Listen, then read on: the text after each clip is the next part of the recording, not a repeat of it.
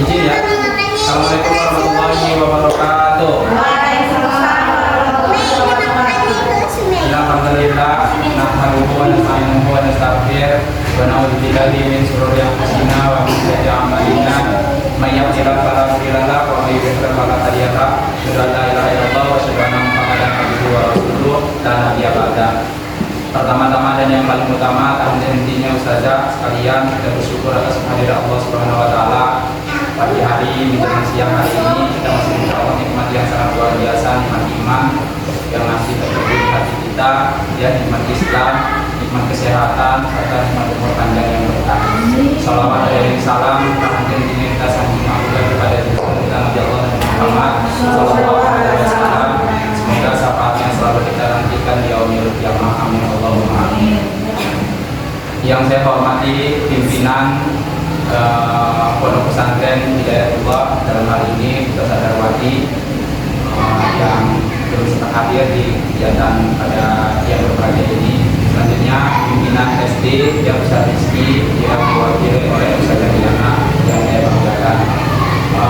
Saya sengaja mengumpulkan ustazah-ustazah di sini, ya, dalam rangka rencana tindak lanjut saya, yaitu pendidikan guru PJOK selama kurang lebih 3 bulan, dan di akhir Agustus ini saya terakhir saja, dan sekarang saya menyusun RTL-nya. Semoga RTL saya ini bisa diterima dan di ACC, insya Allah kalau di ACC ada kemungkinan lulusnya. Ya, jadi harapan saya ustazah-ustazah ini bisa mengikuti kegiatan ini sampai dengan sepakat, ya. Kita buka, ya, kita lanjut, ya. Nah, ini dia rencana tindak lanjut pembelajaran berbasis proyek. Apa sih pembelajaran berbasis proyek itu, ustazah sekalian? Yaitu pembelajaran yang bukan proyek itu bukan hanya hasil produk, ya, bukan hanya hasil produk. Kemampuan anak bukan kemampuan anak bagian dari proyek, ya, kemampuan anak bagian dari proyek. Contoh, anak bisa bernalar kritis, ya, anak bisa tampil ke depan tanpa tes, tanpa lain sebagainya, itu bagian dari proyek, ya saja, ya.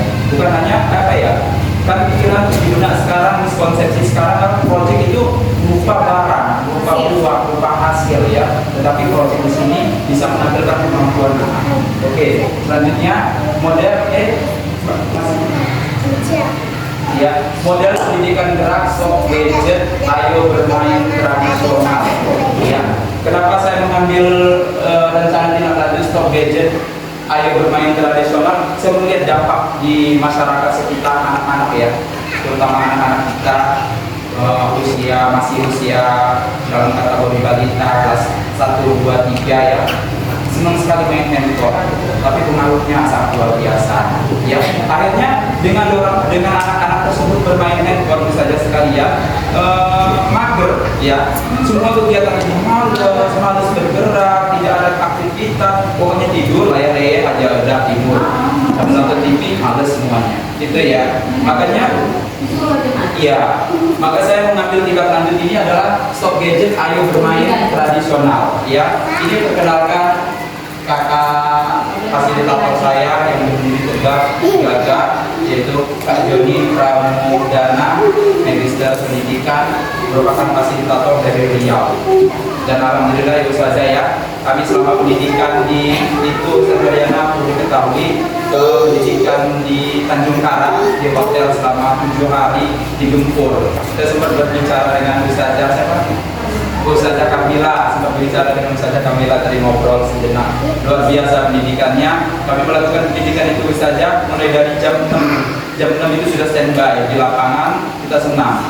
Selesai senam, jam 7 selesai, jam 8 mandi, istirahat dan lain sebagainya, minum, sarapan dan lain sebagainya. Jam 8 kami, 10 menit sebelum jam 8 kami sudah berada di ruangan. On time. Selalu on time. 10 menit pokoknya harus berada di ruangan. Setelah itu istirahat, jam 12 istirahat, jam 3 lagi istirahat, jam 6 kami berakhir. Kenapa? Mengejar 4 sesi modul 2. Itu sangat 5 2.1 sampai 2.6 bahkan. Luar biasa, ya, dikejar terus sampai malam-malam kami. Sampai malam pun setelah istirahat jam 6, kami jam 8 kami belajar mandiri melalui LMS. Ada protokolnya harus. Tapi luar biasanya pendidikan di sana. Yang sebelumnya saya tidak mengenal apa RPP backward design ya, karena RPP kami dengan RPP saja berbeda, jauh berbeda. Ya, karena kami pada pembelajaran pertama emang ada tujuan pembelajaran dan lain sebagainya. Di bawahnya kami langsung rubrik. Kalau untuk yang lainnya guru kelas atau yang lain yang guru mapel lainnya rubriknya ada di bawah, paling bawah ya. Kami ada di tengah karena backward, kebalikan, ya kan? Ya, selanjutnya saja. Rencana tindak lanjut RTL bersama komunitas belajar di sekolah. Kenapa saya buat di sini saja? Kenapa? Saya pengen di sini ada komunitas juga, komunitas belajar sekolah. Ya, salah satunya komunitas ini adalah sekelompok pendidik atau tenaga pendidikan dalam satu sekolah yang belajar bersama-sama dan berkolaborasi secara rutin dengan tujuan yang jelas dan terukur untuk meningkatkan kualitas pembelajaran sehingga berdampak hasil belajar peserta didik. Selama ini komponen guru penggerak dampaknya ya ada pada guru penggerak dan ada pada siswa ya. Sedangkan komunitas kami ini adalah dampaknya kepada peserta didik saja. Ya, dampaknya hasilnya kepada peserta didik. Beda dengan guru penggerak saja ya. Guru penggerak saya seorang yang PMR ya kan, benar ya saja ya. Terus kemudian di kinerja RAK dan lain sebagainya. Sedangkan kita ini membicarakan pembelajaran peserta didik. Salah satu contoh saja sekalian perlu saja ketahui bagaimana cara menanggulangi anak yang kurang membaca, kurang minat baca, tidak bisa baca bahkan ya. Saya di SD satunya saja ya, perlu diketahui, saya juga waktu lulus guru penggerak kemarin itu saya mengambil aksi nyata saya adalah Sami Saku, 1 minggu 1 buku, 1 minggu 1 buku. Anak yang saya kasih 1 minggu 1 buku. Anak saya nggak saya jadi IB buku enggak. Anak saya nggak ajarin baca enggak. Lebih keyakinan dia saya. Dan alhamdulillah saja anak kelas 4 dan kelas 5 ada yang nggak bisa baca, 2, 3, 4, 5 orang ada yang nggak bisa baca di kelas. Anak kelas 2, anak kelas 3 terus saya panggil profesor. Dia datang, kemudian saya kasih buku. Nah, ini buku, silakan baca dulu. Oh ternyata kita melakukan asesmen awal dulu ya terhadap anak itu. Asesmen awal. Oh anak ini ternyata masih belajar terbalik-balik. 1 baris saja gitu. Oke, Ustaz ajarin ya kembali sini. Nah, ini hari Senin. Minggu depan, Senin depan, Ustaz mau kamu sudah lancar ini, ya.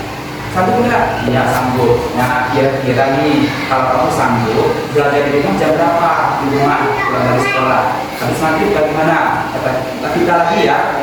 Biar mancing anak itu menjawab, iya Pak, habis maghrib nanti saya baca. Masa Pak kira-kira yang sama kalau kamu baca? Kembali dari kita tanya, itu segitiga restitusi ya saja ya.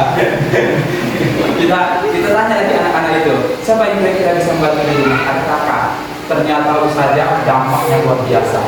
Orang tuanya datang ke kelas saya, hei luar biasa. Ternyata padahal Ustazah kertas itu kan buku hanya 1 ya, saya dapat buku 1.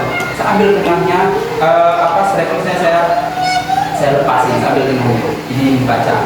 Semua anak yang itu nggak 1 buku tapi program saya 1 buku tapi nggak apa-apa. Yang penting anak bisa baca. Nah, luar biasa kan. Anak saya dikasih 1 lembar buku itu ketika dia pulang sekolah dia masih langsung baca. Bisa. Dampaknya luar biasa. Ada 3-4 anak yang sekolah sama saya sudah lancar. Ya, kembali lagi keyakinan dia. Kita nggak maksa dia, keyakinan dia. Kamu yakin nggak kamu sampai sini? Kamu yakin nggak kamu sampai sini? Gitu ya. Keyakinan anak aja. Sekarang gitu saja. Keyakinan anak ada. Kita pantau dengan keyakinan. Next. Panjang kalau saya cerita itu ya. Ini pendidikan gerak atau human education adalah sebuah model pembelajaran dalam pendidikan jasmani atau PJOK dalam konteks pendidikan di Indonesia yang menekankan pada pelajaran komponen dan gerak konsep gerak. Komponen gerak merujuk pada gerak manusia yang paling dasar dan banyak dilakukan dalam kehidupan sehari-hari, seperti berjalan, lari, lompat, menolak, melempar, menangkap, membungkuk, dan membengkok. Ya, benar sekali, membengkok. Nah, anak-anak ya, pada dasarnya anak usia ya 18 bulan hingga 3 tahun tidak perlu diajar. Tidak perlu diajarkan apa? Sudah kodratnya, karena sudah ada gerak fundamental dia sudah mempunyai apa ya, gerak dasar fundamental ya, tidak perlu diajari, dia sudah tahu sendiri, tetapi perlu kita latih itu saja, perlu kita latih. Misalnya tinggi mungkin guru TK dulu ya, guru TK. Bagaimana guru TK? Anak-anak disuruh apa? Cuma melipat kertas, cuma menggulung-gulung kertas, iya begitu juga saja ya. Kertas di sobek-sobek, terus gunting kertas. Kalau perasaan kita apa belajar seperti itu ya? Nggak ada guna kan? Kalau menurut orang yang awam ya, itu TK apa itu nggak belajar. Padahal sangat-sangat luar biasa. Yang pertama melatih kekuatan otot tangannya. Pada saat dia belajar nanti di SD, di SMP, dan di SMA, dia akan detak dengan menulisnya. Bahkan dia akan membuat suatu karya untuk cerita dengan tulisan. Itu ya saja ya. Jadi jangan dianggap remeh karena dia apa ya? Karena dia hanya lari. Ustaz Henry itu hanya ngajar larinya lari zigzag, lari terus, megang ini, megang itu Ustaz Henry. Ya kenapa? Kita melatih gerak dasar fundamental anak di SD, jenjang SD. Beda dengan jenjang SMP, karena sudah tingkatan SD.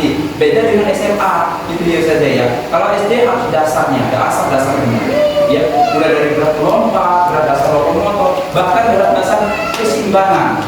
Saya menggunakan belakang untuk keseimbangan. Kenapa? Pada suatu hari dia di jalanan atau dimanapun, saya harus imbang ini. Bagaimana cara? Ya di alam luas ya, meniti jembatan itu supaya saya tidak jatuh. Nah itu ya, gerak itu yang perlu kita tanamkan kepada anak-anak ya. Perlu diketahui juga saja sekalian, miskonsepsi sekarang adalah gagalnya guru PJOK itu ketika tidak ada piala. Gagal sekarang. Ya, nah perlu saya terapkan kepada kepala sekolah di Hidayatullah dan kepala sekolah di lainnya. Karena apa? Guru PJOK itu bukan guru kepelatihan, beda dengan guru pelatihan. Karena apa? Kita gerak semua pelajaran ada di guru PJOK. Beda dengan pelatihan, dia menjurus. Seperti Ustaz yang melatih karate, simpai, kemudian yang melatih khusus bola, beda, ya kan? Kita ini gerak dasarnya, fundamentalnya, ya. Kalau pelatihan yang dia khusus, dia menjurus, gitu saja ya. Next, dia terlalu panjang.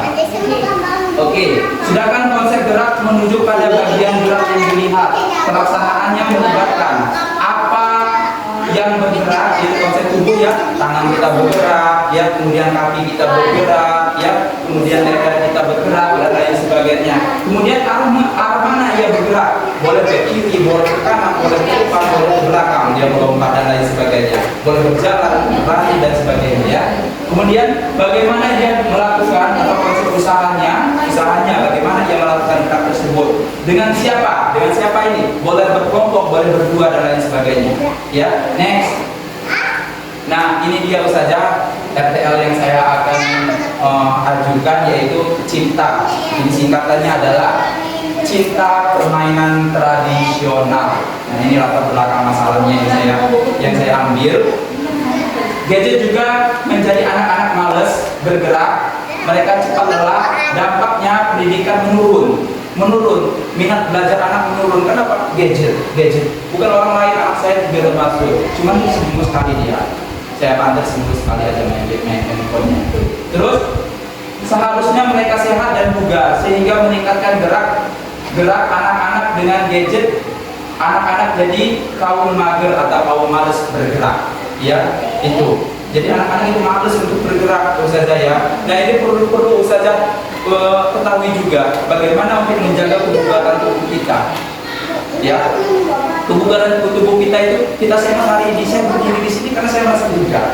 Sehat belum tentu bugar, ya kan? Kalau bugar sudah pasti sehat. Ya, yang pertama saja pastikan di ruangan itu bebas dari asap rokok. Ruangan rumah kita bebas dari asap rokok. Kalau boleh, laki-laki boleh merokok boleh, ya, cuman dipastikan lagi ya bahwa merokok tidak boleh di ruangan, harus di luar, ya kan? Apalagi baju suami ya yang dipakai untuk keluar. Saya lihat nempel baju. Saya juga pernah. Saya ini perokok aktif dulu saja kelas 5. Cuman ya kelas 5 SD saya bakar. Kelas 5 SD. Cuman apa? Beriringnya waktu kesadaran saya ternyata rokok tidak baik dan lain sebagainya ya. Akhirnya saya berhenti dengan total. Nah, ya itu, seperti itu. Hal yang kita lakukan adalah yang pertama menghindar, yang saja dengan anak-anak untuk menjaga kebugaran. Belum tentu bugar sudah melepas asap rokok duluan. Terus bagaimana bugar kalau di rumahnya membakar sampah, ya kan? Membakar sampah yang sejenis plastik ya, dihisap. Ya secara tidak langsung itu saja yang akan menumpuk penyakit di tubuh kita. Ya, kemudian yang saya lihat lagi orang nyemprot itu kok nggak pakai tutup hidung, rumput aja mati. Yang saya pikirkan ya, rumput aja mati itu bugar, itu belum bugar dia, berarti pikirannya belum bugar, ya kan? Rumput aja mati, apalagi kita. Nah itu ya saja sekalian ya, perlu ditekankan untuk suami-suaminya di rumah. Boleh Pak merokok, boleh silakan, ya kan? Ya, boleh saja. Next, capaian pembelajaran, peserta didik mampu melakukan gerak dasar lokomotor dan non lokomotor manipulatif dalam permainan boy kotak.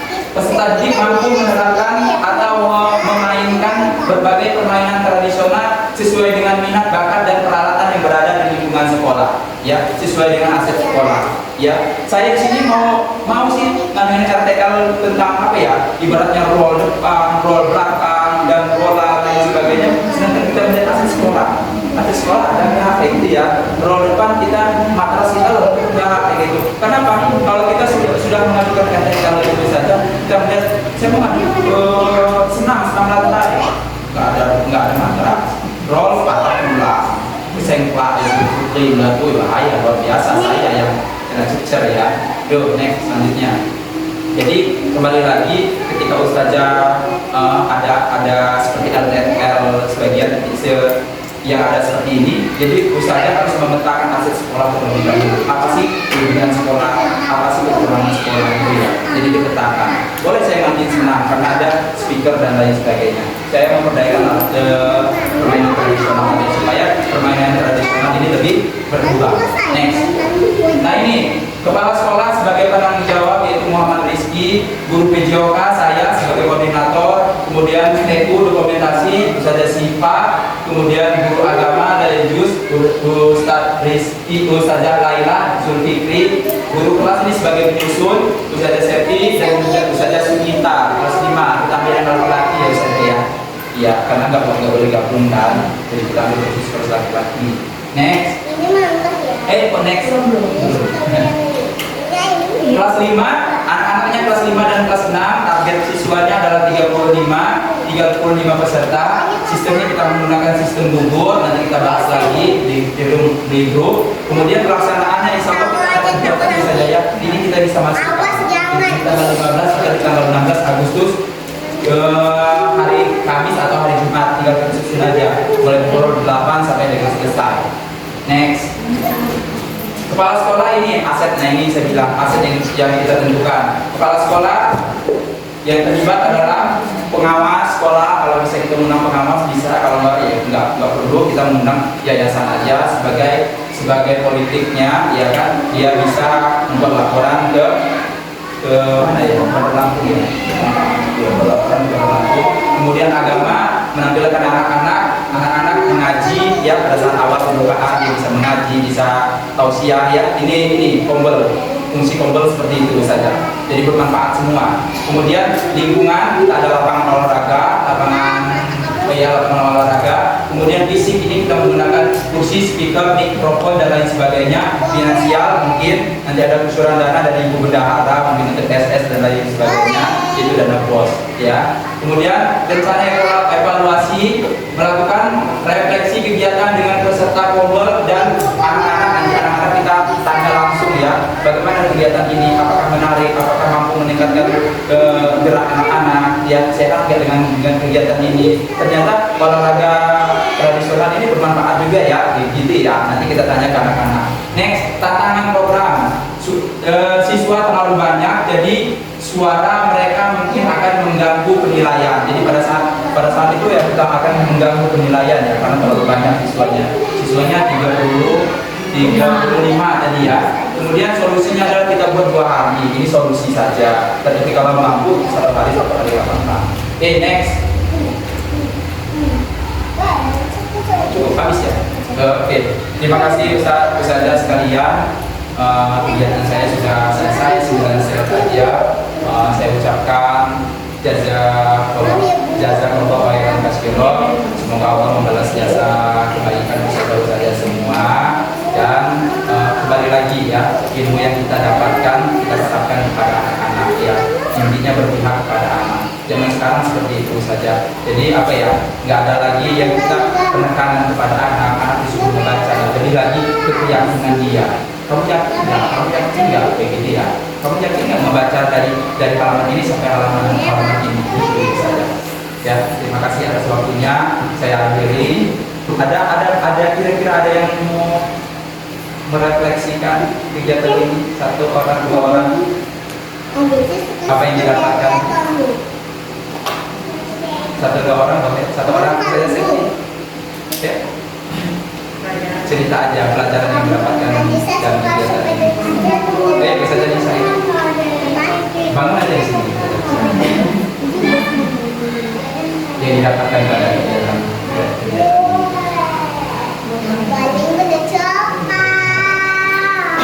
Assalamualaikum warahmatullahi wabarakatuh. Waalaikumsalam. Alhamdulillahirrahmanirrahim. Terima kasih kepada Bapak Dewi selaku narasumber dari kegiatan ini. Alhamdulillah kami senang karena apa? Karena kami jadi bisa mengevaluasi kembali kegiatan anak-anak kami. Benar yang dikatakan oleh Bapak Henry bahwasanya gadget ini sangat merusak mental, psikologi, dan juga yang lebih lagi mereka jadi mager. Daya kreatif mereka berkurang, terutama di dunia pendidikan. Apalagi sekarang ini pendidikan kita kurikulum merdeka yang harus menggelar keaktifan anak. Melalui kegiatan ini kami jadi bisa memahami bagaimana mencari solusinya agar anak-anak kedepannya tidak lagi terpengaruh mobil. Itu saja mungkin dapat kami sampaikan. Kami banyak. Semoga ini bisa berdampak baik bagi kami dan juga bagi anak-anak kedepannya. Assalamualaikum warahmatullahi wabarakatuh. Waalaikumsalam warahmatullahi wabarakatuh. Kita tepuk hebat dulu untuk Ustazah Lisa. Tepuk hebat. Ustazah Lisa hebat. Kita hebat. Semua hebat. Oke, terima kasih saja sekalian.